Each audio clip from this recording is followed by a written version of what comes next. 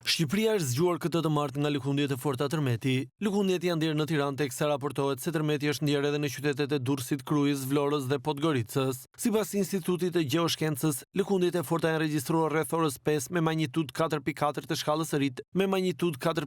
shkallës së Richter. Epiqendra ishte 16 kilometra në veri perëndim të Tiranës dhe 12 kilometra në jug perëndim të Krujës. Në lidhje me lëkundjet e tërmetit, në Syri Televizion ka qenë i ftuar sismiologu Rapo Armëni, i cili ka theksuar se ky është një proces normal i lëvizjes së pllakave tektonike dhe nuk ka asgjë për t'u shqetësuar. Për mua është një gjë normale për arsye sepse Shqipëria është një vend me aktivitet sismik, kaq më tepër zona perëndimore, ne dimë që është me aktivitet sismik dhe në këtë zonë ku ka rënë ky tërmeti, pra në veri perëndim të Tiranës, me magnitudë 4.4 janë tërmetet të shpeshtë që ndodhin në këtë zonë, her pas here në një deri në 2 vjet ndodh një tërmet i tillë, për arsye sepse këtu kemi thyrje tektonike, të cilat si pasojë përplasjes pllakës adriatike me origjinë shqiptare, ato sforcohen her pas here dhe çlirojnë tërmete të tillë të vegjël. Pra është një tërmet që në zonën epicentrale ai ndihet, por janë tërmete të kësaj magnitude për vetë energjinë që kanë, tërmete të cilët vetëm ndihen, por nuk janë tërmete të cilët nuk shkaktojnë dëme.